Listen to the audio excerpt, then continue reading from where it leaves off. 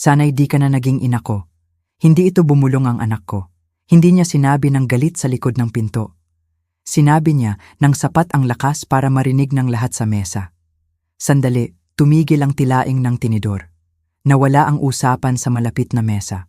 Kahit ang waiter na may tray ng baso ng alak ay natigil sa gitna namin at isa pang booth. Tumingin ako kay Emilia. 36 na siya. Suot ang emerald green na damit na tinulungan kong piliin isang linggo ang nakalipas.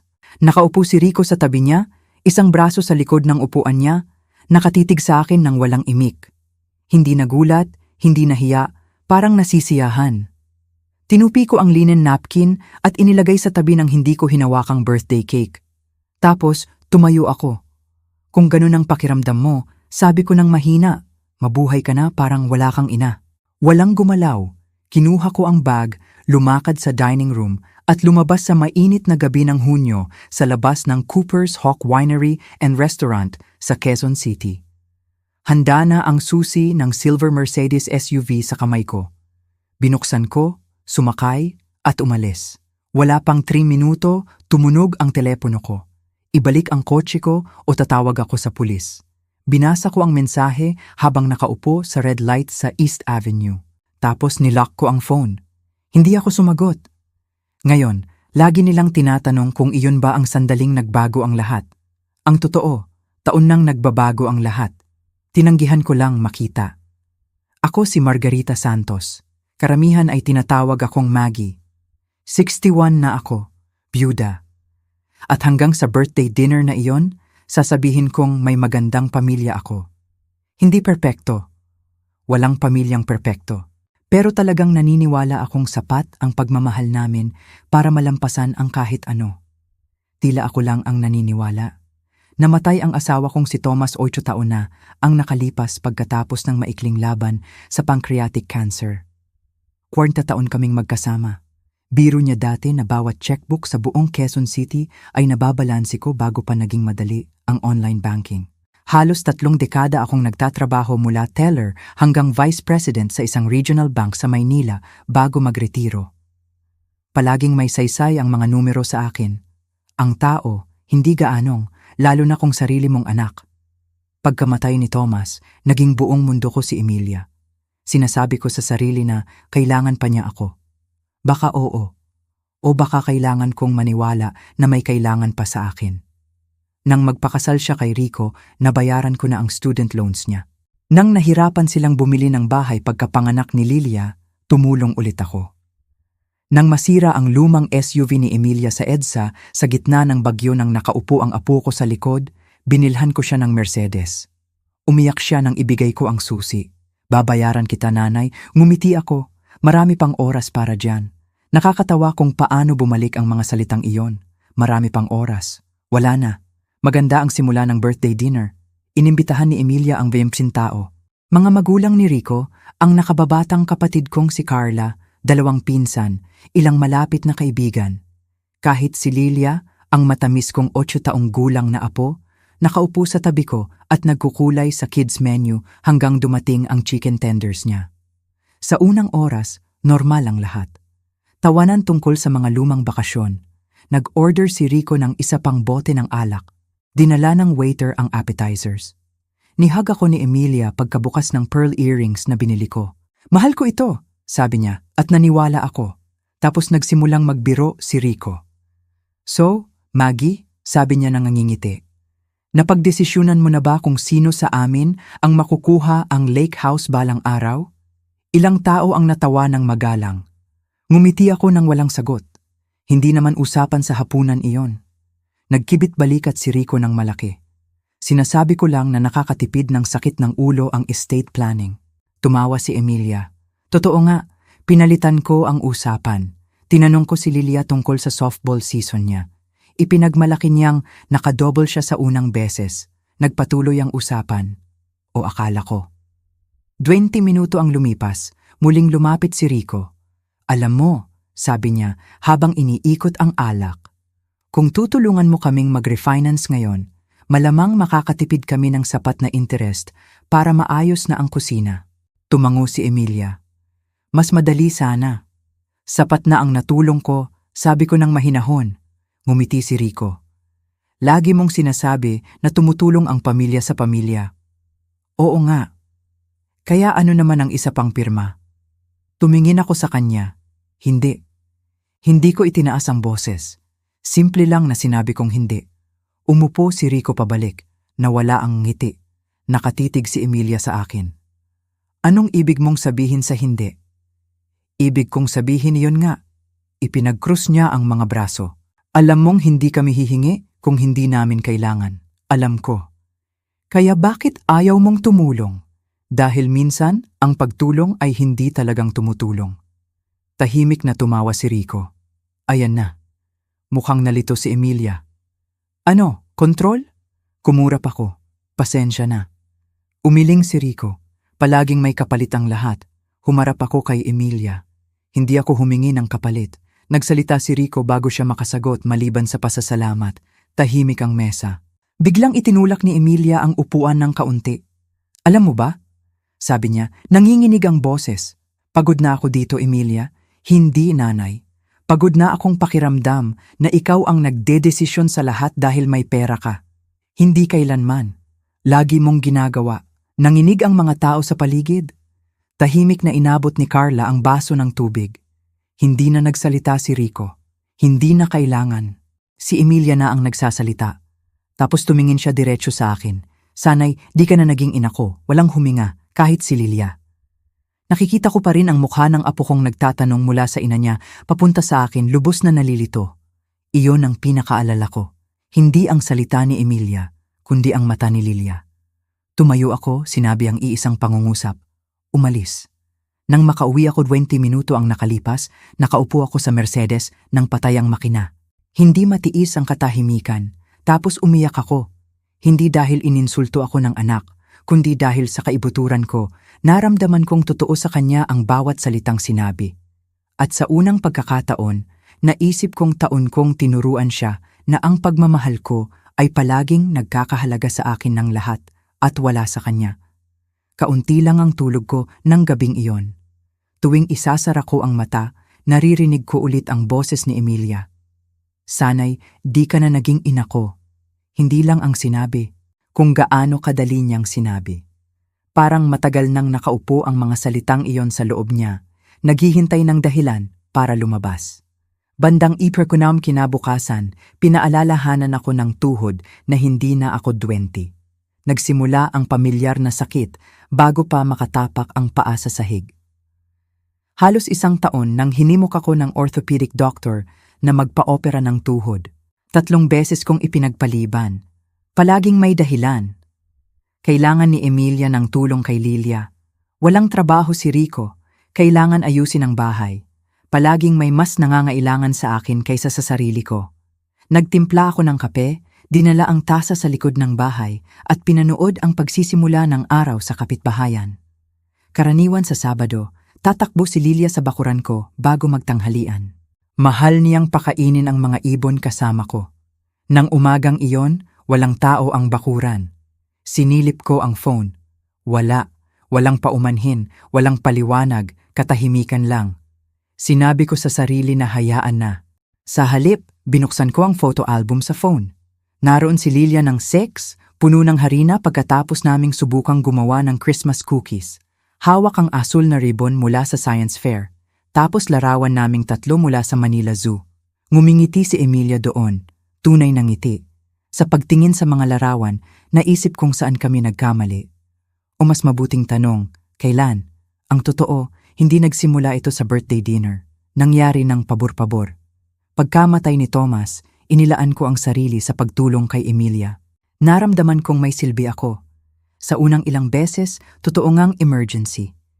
Student loans niya, hindi inaasahang bayarin medikal, pagkapanganak ni Lilia, 6 na buwang walang trabaho si Rico. Mga bagay na matutulungan ng magulang kung kaya. Tapos naging gawi ang mga emergency. Isang hapon, mga 5 taon ang nakalipas, tumawag si Emilia nang umiiyak. Hindi ko alam kung ano ang gagawin namin. Anong nangyari? 2 buwan kaming delayed sa mortgage. Naalala kong nakaupo sa opisina, nakatitig sa computer. Magkano? Nang sabihin niya, inilipat ko agad ang pera bago pa namin ibinaba.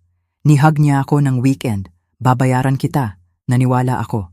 Buwan ang lumipas, may bagong problema, tapos isa pa. Hindi naman mga maluho, palaging may dahilan. Tumutulo ang bubong, sira ang furnace. Kailangan ni Lilia ng braces. Nasira ang transmission ng truck ni Rico. Bawat kwento ay may saysay kung isa-isa. Sa pagbabalik tanaw, ganoon nangyari. Hindi isang malaking pagkakamali, daan-daang maliit. Iba ang Mercedes. Hindi dahil humingi si Emilia. Hindi siya humingi. 3 taglamig ang nakalipas, umikot siya sa EDSA sa gitna ng bagyo. Hindi siya nasaktan, salamat sa Diyos. Pero tumawag siya nang nanginginig, halos hindi makapagsalita. Umiiyak si Lilia. Nanay, alam ko, anak, okay ka ba? Parang hindi naligtas ang SUV na ito. Kinabukasan, dinala ko siya sa Mercedes dealership sa Maynila. Nagtalo siya. Nanay, sobra na ito. Hindi kong mapoprotektahan ang apo ko. Umiyak siya nang ibigay ko ang susi. Mas mahigpit ang yakap ni Rico kaysa kay Emilia. Ngayon, naisip ko kung nagpapasalamat ba siya o kinakalkula kung ano pa ang makukuha. Lunes ng umaga, may text. Hindi mula kay Emilia, mula kay Lilia. 6 na salita lang. Miss na kita, Lola. Love you. Ilang segundo, may isa pang mensahe. Biglang nawala. May nag-unsend. Sumikip ang dibdib ko. Kinuha ba ni Emilia ang phone o si Rico? Ilang minuto akong nakatitig sa screen bago ibinaba. Mas masakit iyon kaysa birthday dinner. Kayang tiisin ng matanda ang pangit na salita. Hindi dapat nakatira ang bata sa loob nito. Miyerkules ng hapon, nakaupo ako sa harap ni Susana Keller. Si Susana ang humawak sa last will ni Thomas taon na ang nakalipas. Tinulungan din niya akong gawin ang family trust pagkatapos magretiro sa bangko. Kilala na niya ako ng sapat para malaman kung nagpapanggap akong mas matatag kaysa sa totoo. Umiiyak ka, sabi niya ng mahina. Pagod ng ngiti ang ibinigay ko. Hindi ko na itago ng mabuti. Hindi. Itinulak niya ang kahon ng tissue sa desk. Anong nangyari? Sinabi ko ang lahat. Ang birthday, ang Mercedes, ang text, ang katahimikan pagkatapos. Nakinig siya ng walang ginambala.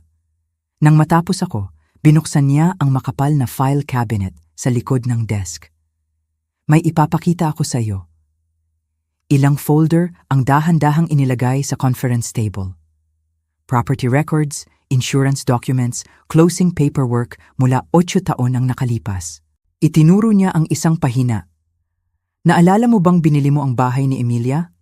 Tumango ako. Hindi sila makapag-qualify sa mortgage dahil sa credit problems ni Rico. Cash ang bayad mo. Oo, inayos ni Susana ang salamin. At naalala mo ba ang payo ko? Bahagi-bahagi ang bumalik. 8 buwan ng buntis si Emilia kay Lilia. Pagod na pagod siya pagkatapos pirmahan ang tila mimta dokumento. Iminungkahi ni Susana na ilagay ang bahay sa family trust ko hanggang mas matanda na ang financial history ni Rico. Protektado ang property habang ganap na magagamit ni na Emilia at pamilya ang bahay. Nang panahong iyon, sumang-ayon ang lahat kasama si Emilia. Tumingin si Susana diretso sa akin. Hindi mo ipinangako na ibibigay ang bahay sa kanya. Hindi. Ipinangako mong may matitirahan siya. May pagkakaiba, isang bagay na hindi ko na nakita sa loob ng taon. Itinupi ni Susana ang mga kamay. Maggie, tinatanong mo ba ako kung paano parusahan ang anak mo? Agad akong umiling. Hindi. Kaya ano ang tinatanong mo?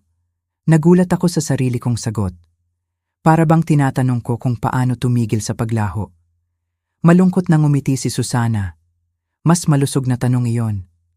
Sa unang pagkakataon simula ng birthday dinner, hindi ako galit. Mas mahirap ang naramdaman. Napagtanto kong taon kong iniligtas ang anak sa mga bunga ng desisyon niya.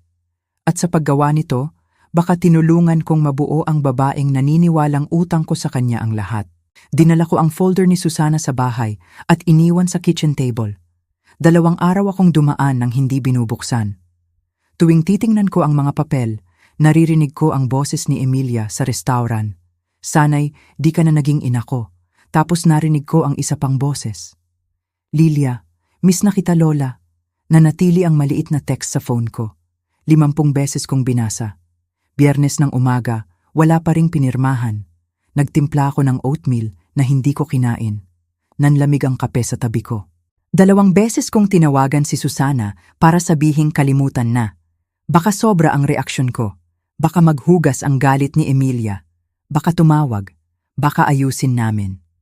Nag-aaway pa ako sa sarili nang tumunog ang phone. Hindi pamilyar ang numero. Hello, mahabang katahimikan, tapos maliit na bulong. Lola Lilia, sandali lang. Biglang mabilis ang tibok ng puso ko. Anak, okay ka ba? Oo. Isa pang katahimikan. Miss ko na ang pagpapakain ng ibon. Isinara ko ang mata. Miss na kita rin. Mas lalo niyang ibinaba ang boses. Sabi ni Mama, hindi na kami pupunta. Lumunok ako ng mahirap. Sinabi ba ni Mama kung bakit? Hindi. Katahimikan. Tapos sinabi niya, ang bagay na sumisira pa rin sa puso ko.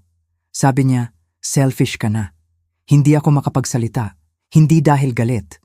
Dahil isang 8 taong gulang na batang babae ang sinusubukang unawain ang away ng matanda na hindi niya hiniling. Lilia, sa wakas ay nasabi ko, mahal na mahal kita. Mahal din kita. Mahal kita palagi. Alam ko, may boses sa background. Lilia, huminga siya ng malakas. Kailangan ko nang umalis. Naputo lang linya. Nakaupo ako nang nakatitig sa phone hanggang magdilim ang screen. Iyon ang sandaling may nagbago sa loob ko. Hindi dahil ininsulto ako ni Emilia, hindi dahil sa Mercedes, kundi dahil napagtanto kong tinuturuan na ang apo ko ng kwentong hindi totoo tungkol sa akin. Kinuha ko ang bag. Tuwirang nagmaneho ako sa opisina ni Susana. Tumingala siya nang pumasok ako. Seentido kong makikita kita ngayon. Umupo ako sa harap niya. Handa na ako. Hindi siya ngumiti. Tumangulang. Nauunawaan mo ba ang susunod? Oo. Itinulak ni Susana ang huling dokumento sa akin. Pinapahintulutan nito ang pagkuha ng property na legal pa ring pag-aari mo. Pumirma ako, tapos tumingin sa kanya.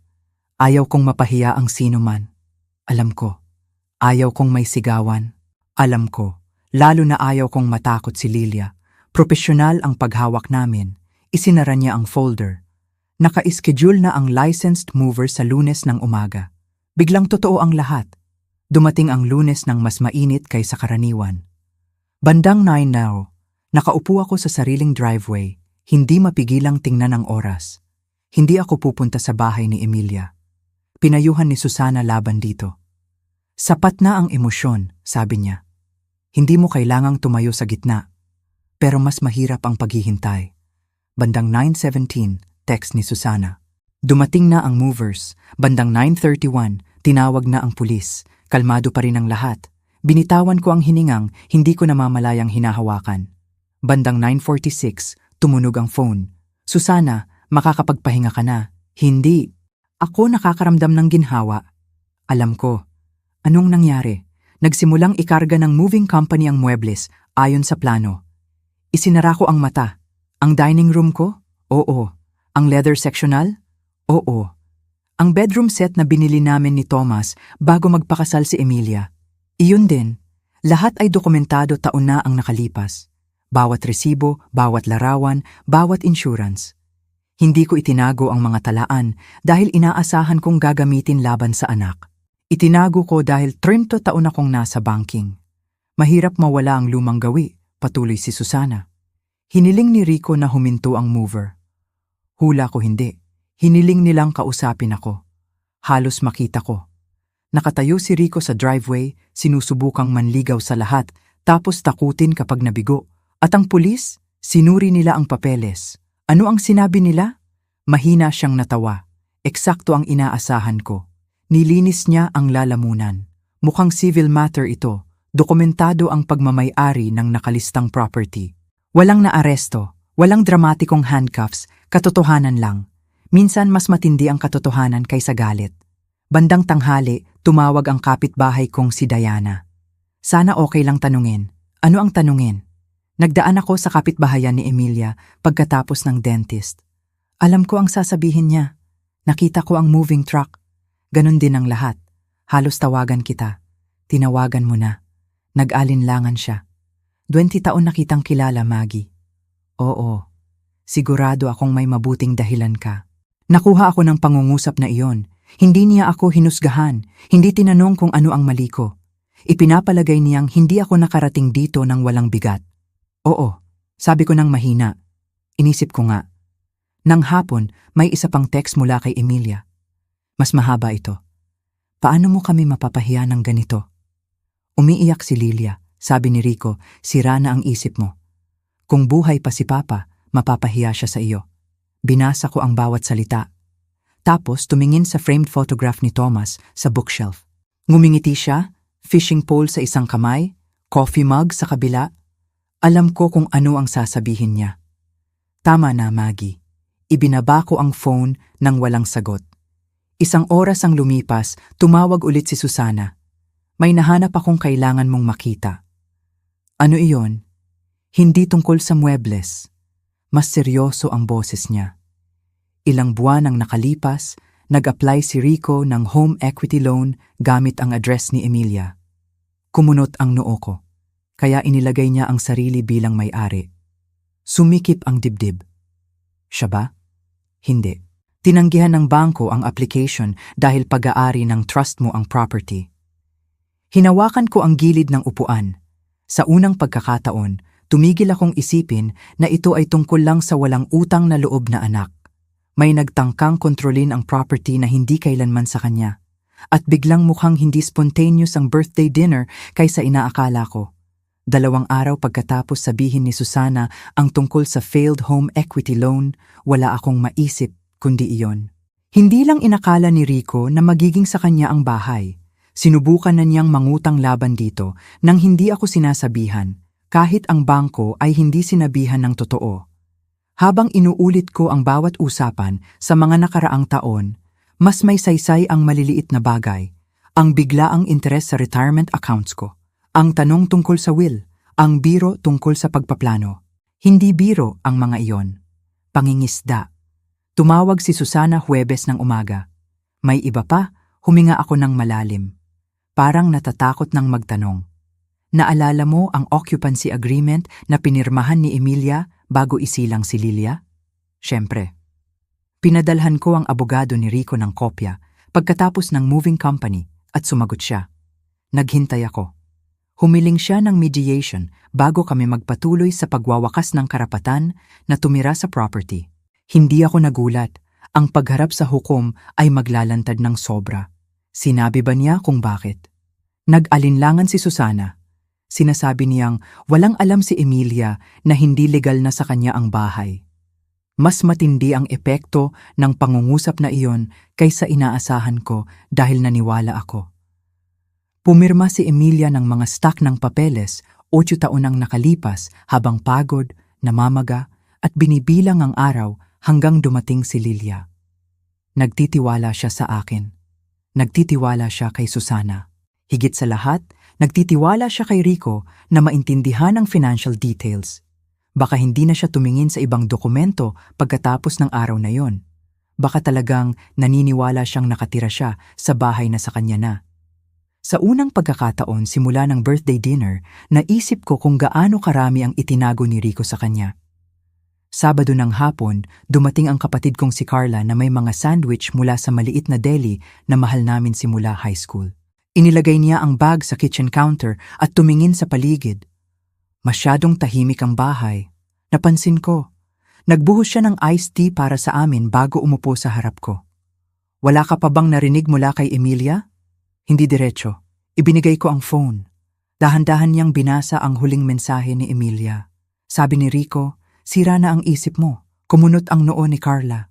May bagay ba dong parang kay Emilia? Hindi ako agad sumagot. Noong bata si Emilia, maingat siyang pumipili ng salita. Kahit galit, magpapahinga muna bago magsalita. Iba si Rico, nauuna ang salita, nahuhuli ang isip. Sumandal si Carla. Naalala mo ba ang Thanksgiving 3 taon ang nakalipas? Tumango ako. Ipinilit ni Rico na mag-refinance ang lahat ng mortgage dahil mabuti ang utang kung ginamit ng tama. Nagsalita siya sa lahat sa mesa na parang seminar sa halip na kumain ng turkey. Aayaw si Tomas sa usapang iyon. Patuloy si Carla, Pinanood ko siyang sumagot para kay Emilia buong hapon. Tumingala ako.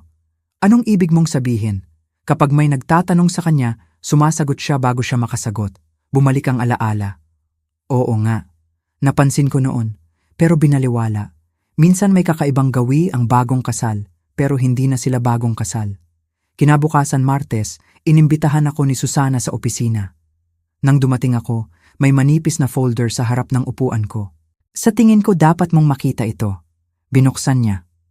Sa loob ay printed screenshots, group messages. Ang pangalan ng nagpadala ay Rico. Saan nanggaling ito? Kaibigan ni Emilia sa college, si Melissa. Agad kong nakilala ang pangalan. Roommate ni Emilia sa Universidad ng Pilipinas, si Melissa. Hindi dramatic ang screenshots, mas masama. Isang mensahe, masyado siyang malambot. Kung pipilitin ko ng sapat, hihingi ulit siya sa nanay niya. Isa pa, palaging sumusuko si Maggie. Ayaw niyang biguin si Emilia. Tapos isa mula 9 buwan ang nakalipas. Kapag sa amin na ang bahay, magagamit namin ang equity para mabayaran ng lahat. Nasusuka ako. May huling mensahe. Ang petsa ay tumugma sa linggo bago ang birthday dinner ni Emilia. Kung sasabihin niyang hindi ulit, kailangan nang tumigil si Emilia sa pagpapadala sa atin ng guilt trip. Nakatitig ako sa screen. Naroon ito. Hindi aksidente ang pagsabog ng away. Inihahanda ni Rico. Baka hindi bawat salita. Baka hindi eksaktong resulta, pero itinutulak niya si Emilia tungo sa komprontasyon. Tahimik na isinara ni Susana ang folder. Na-authenticate ko ang mga mensahe sa written statement ni Melissa. Kinamot ko ang mga templo. Hindi ko alam kung ano ang mararamdaman. Hindi mo kailangang magdesisyon ngayon. Nang gabing iyon, nakaupo ako sa likod ng bahay, pinapanood ang paglubog ng araw sa likod ng mga puno. Ang mga ibong mahal ni Lilia ay tumatalon ulit sa feeder. Walang iniisip, nagkalat ako ng kaunting butil. Lumang gawi, ngumiti ako sa kabila ng lahat. Tapos tumunog ang phone. Emilia, mahabang segundo, hindi ko kayang sagutin. Sa wakas, sinagot ko. Hello? Katahimikan, tapos nanginginig na boses, nanay. Hindi ko na narinig siyang umiyak simula ng libing ni Thomas. Kakalam ko lang, bulong niya. Isinara ko ang mata. Ano ang nalaman mo? Hindi sinabi sa akin ni Rico ang tungkol sa loan. Wala akong sinabi. Sabi niya, may pagkakamali ang bangko. Hindi pagkakamali, alam ko. Mas lalo siyang umiyak. Nahanap ko ang denial letter sa desk niya. Mahabang katahimikan at nahihirapan siyang magsalita. Nagbukas siya ng credit card sa sariling pangalan at ginamit para bayaran ang gambling debts. Lubos akong nagulat. Pagsusugal. Hindi ko alam. Parang lubos na pagod ang boses niya. Sumpa ako nanay, hindi ko alam. Sa unang pagkakataon simula ng kakilakilabot na birthday dinner, may narinig akong hindi inaasahan. Hindi galit, hindi entitlement, kundi pagkalito. Ang uri na dumarating kapag nagsisimulang gumuho ang buhay na pinaniwalaan mo ng piraso-piraso. Gusto kong sabihin na okay lang ang lahat. Gusto kong magmaneho sa bahay niya, yakapin siya at magkunwaring walang nangyari. Sa halip, naalala ko ang sinabi ni Susana. Minsan ang pagprotekta sa tao sa bunga ay nagpapaliban lang ng sakit. Kaya nagsalita ako ng pinakahinahon. Emilia, oo, mahal kita. Nabulabog siya sa iyak. Pero sa pagkakataong ito, hindi ko na maaayos para sa iyo. Hindi siya nagtaltalan. Hindi niya binaba. Tahimik lang siyang umiyak habang wala kaming alam kung ano ang hitsura ng kinabukasan. Nang matapos ang tawag, may napagtanto akong mahalaga. Sa unang pagkakataon sa loob ng taon, hindi na nagsasalita si Rico para sa anak ko. Naka-schedule ang mediation sa susunod na Miyerkules. Binalaan ako ni Susana na hindi ito magiging katulad ng courtroom dramas sa telebisyon. Walang hukom, sabi niya habang papasok kami sa conference room. Walang jury, parehong panig, kanilang abogado at neutral mediator. Okay lang sa akin, hindi ako naghahanap ng spectacle. Gusto ko lang tumigil ang katotohanan sa pagtatago. Ang conference room ay nakatingin sa downtown Quezon City. Mahabang walnut table sa gitna na may leather chairs na maayos ang pagkakahanay. May pot of coffee na hindi nahawakan sa isang kanto. Nandoon na sina Rico at Emilia nang pumasok kami ni Susana. Mukhang pagod si Rico pero hindi natalo. Perpektong preses ang mamahaling navy suit niya at suot pa rin ang confident na ngiti na madalas kong nakikita. Mukhang hindi natulog si Emilia ng ilang araw. Namamaga ang mata. Hindi siya tumingin sa akin. Ang mediator, isang gray-haired attorney na si Carlos Benton, binati ang lahat ng magalang bago ipaliwanag ang mga tuntunin. Hindi ito tungkol sa parusa ngayon, sabi niya. Tungkol ito sa paglutas ng legal issues bago maging demanda. Tumango ako. Komportable na umupo si Rico hanggat makatuwiran ng lahat. Hindi sumagot si Susana. Binuksan lang niya ang dalawang makapal na binder at inilagay sa mesa. Agad kong nakilala. Isa ang trust documents. Ang isa ay may lahat ng iba. Taon ng resibo, insurance records, bank transfers, property inventories, larawan. Bawat papel na itinago ko dahil karamihan ng karera ko ay naniniwala na mahalaga ang dokumentasyon. Ngayon, oo. Inanyayahan ni Carlos ang abogado ni Rico na magsimula. Isang batang lalaki na si Eric ang ngumiti ng magalang. Naniniwala ang mga kliyente ko na may hindi pagkakaunawaan tungkol sa pagmamay-ari ng residensya. Itinulak ni Susana ang isang dokumento sa mesa. Wala. Sinuri ito ng mabuti ni Carlos. Ang trust agreement na isinagawa 8 taon ang nakalipas na itala sa county, perpektong valid. Nilinis ni Rico ang lalamunan. Halos isang dekada nang nakatira si Emilia doon. Tumango si Susana. Oo, inaalagaan namin. Oo, tinatrato namin bilang aming tahanan din. Oo, ipinakalat ni Rico ang mga kamay. Kaya paano niya biglang mawawala? Kalmado ang sagot ni Susana. Hindi magkatulad ang occupancy at ownership. Nanahimik ang silid. Bumaling si Carlos sa isa pang pahina, tapos isa pa. Walang nagsalita. Sa wakas, tumingin siya kay Rico. Napakalinaw ng kasunduang ito. Unang beses na gumalaw si Rico sa upuan. Kaunti nang kumupas ang kumpiyansa. Sinubukan niya ang ibang paraan. Fine, nilinis niya ang lalamunan, itinuro ako. Pero ipinangako niya kay Emilia ang bahay na iyon. Tumingin ako diretso sa kanya. Ipinangako ko sa anak ko na laging may ligtas na lugar para palakihin si Lilia. Nagpahinga ako. Hindi ako nangako sa sinuman ng ownership ng walang responsibilidad. Sa wakas ay itinaas ni Emilia ang mata sandali. Tapos ibinaba ulit. Binuksan ni Susana ang pangalawang binder. May isa pang issue. Inilagay niya ang ilang dokumento sa harap ni Carlos. Ang tinangkang home equity loan. Agad nagsalita si Rico. Exploratory lang iyon. Hindi siya pinansin ni Susana. Kinikilala ng application si Ginoong Santos bilang may-ari ng property. Ikinumpara ni Carlos ang application sa trust records. Hindi tumutugma. Hindi, sagot ni Susana. Hindi nga. Sumandal ang abogado ni Rico at bumulong. Humigpit ang panga ni Rico. Tapos inilagay ni Susana ang isa pang stack ng papeles sa mesa. Ang printed text messages. Ang sworn statement ni Melissa. Tahimik na binasa ni Carlos ng ilang minuto. Walang nanggambala. Imposibleng tahimik ang silid. Sa wakas, tumingin siya kay Rico. Ikaw ba ang sumulat ng mga mensaheng ito? Hindi sumagot si Rico. Tahimik na inilagay ng abogado ang kamay sa braso niya. Hindi mo kailangang sumagot. Tumango si Carlos. Naiintindihan. Pero sapat na ang katahimikan. Bumaling si Susana sa huling pahina. Inilalarawan ng mga mensahe ang plano na pilitin si Ginang Santos na ilipat ang property. Sa wakas ay sumabog si Rico. Ay nako. Malakas na kumiskis ang upuan sa sahig nang tumayo siya. Lahat naman humihingi ng tulong sa pamilya. Hindi ito tulong, sagot ni Susana ng pantay. Manipulasyon, itinuro ni Rico ako. Kinontrol niya si Emilia ng taon. Bago ako makasagot, may ibang sumagot. Hindi. Bawat ulo ay bumaling. Nakatayo si Emilia. Nanginginig ang mga kamay, pero hindi ang boses. Hindi, ulit niya. Nakatitig si Rico sa kanya. Emilia, sinabi mo sa akin na nagtatago si mama ng mga bagay. Pinoprotektahan kita. Sinabi mo sa akin na basic na sa atin na ang bahay. Dapat ay sa atin. Sinabi mo sa akin na nagsasabi lang siya nang hindi dahil gusto niyang magmakaawa tayo.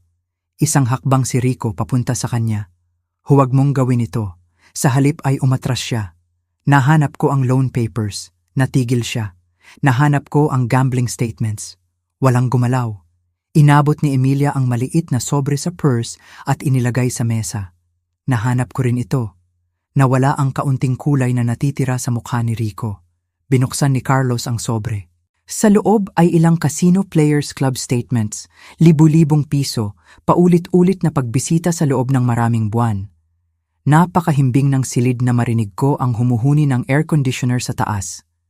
Desperate na tumingin si Rico sa paligid. Hindi ninyo naiintindihan. Umiling si Emilia. Hindi. Isang luha ang gumulong sa pisngi niya. Sa wakas ay naiintindihan ko na humarap siya sa akin. Sa unang pagkakataon simula ng birthday dinner, nakipagtitigan siya sa akin ng walang galit. Pasensya na, nanay. Naramdaman ko ang bawat emosyon na bitbit ko ng linggo na tumaas ng sabay. Ginhawa, sakit ng puso, pagmamahal, lungkot. Gusto kong lumapit at yakapin siya. Sa halip, nanatili ako sa kinatatayuan.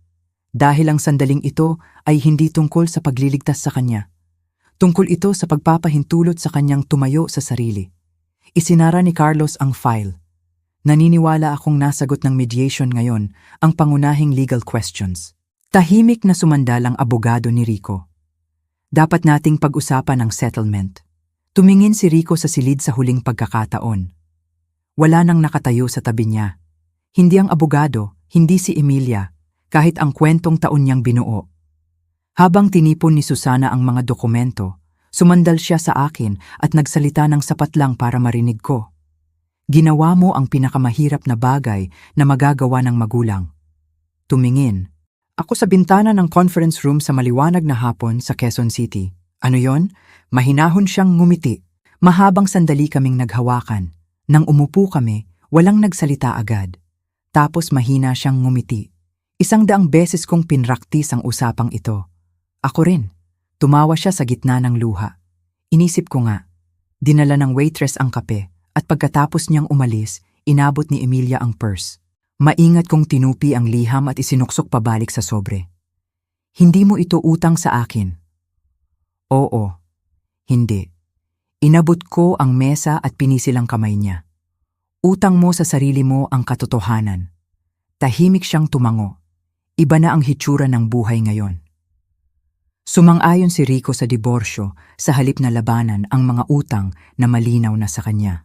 Ang mediation documents at financial records ay kaunti na lang ang naiwan para sa argumento. Lumipat si Emilia sa modestong 2-bedroom townhouse ilang kilometro mula sa eskwela ni Lilia. Hindi fancy, hindi magkatugma ang muebles. Karamihan ay nahanap niya sa estate sales at local thrift stores. Nang ipagmalaki niya sa akin ang lugar sa unang pagkakataon, ngumiti siya. Binayaran ko ang bawat piraso sa sarili. Nakikita ko. Kinabahan siyang tumawa. Papuri ba yon? Absoluto. Sa unang pagkakataon simula, nang siya ay batang babae, hindi na siya nagtatayo ng buhay gamit ang pera ng iba. Siya ang nagtatayo.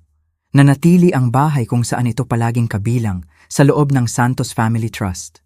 Iginulong niya ang mata ng eksakto tulad nung 16 siya. Karapat-dapat ako dyan. Ibinigay niya ang baso. Kapag dumaan na ang trust balang araw, ginambala ko siya. Sana'y napakahaba pa ng araw na iyon. Ngumiti siya. Alam ko. Tapos nagulat ako. Ayaw kong baguhin mo ang kahit ano. Tumingin ako sa kanya, ang trust. Tumango siya. Iwan mo ng eksakto kung paano ito. Sinuri ko ang mukha niya. Totoo ba? Oo. Bumaba siya at ibinigay ang susi. Hindi ko na ito mapapanatili. Hindi mo kailangang ibalik. Alam ko. Ngumiti siya. Pero gusto ko. Magsama kaming nagbenta kinabukasan. Wala sa amin ang gusto ng paalala. Pagkatapos ng buwis at bayarin, sapat pa ang natira para magsimula ng bago. Tinulungan kami ni Susana na gumawa ng college investment account para kay Lilia. Pareho kaming nag-ambag, hindi pantay, magkasama, mahalaga ang pagkakaibang iyon. Isang malamig na gabi ng Oktubre, nakaupo kami ni Lilia sa likod ng bahay, pinapakain ulit ang mga ibon tulad ng dati. Sumandal siya sa balikat ko, Lola, oo. Okay na ba kayo ni Mama? Ngumiti ako. Papunta na. Iniisip niya yon. Minsan, umiiyak si Mama. Sa pagbabalik tanaw, tinatanong pa rin nila kung nagsisisi ba akong tumayo mula sa birthday table. Pareho ang sagot ko palagi. Nagsisisi akong matagal kong hinintay. Hindi nasusukat ang pagmamahal sa kung gaano karami ang handa mong ibigay. Minsan nasusukat ito sa tapang na sa wakas ay magtakda ng malusog na hangganan at magtiwala sa mga mahal mo na lumago dahil dito. Kung naalala ka ng fictional story na ito, ng isang taong kinailangang pumili sa pagpapanatili ng kapayapaan at pagprotekta sa self-respect, gusto kong marinig ang iyong mga saloobin sa comments. At kung gusto mo ang grounded family dramas na may hopeful endings, salamat sa pagbabasa at pagsunod.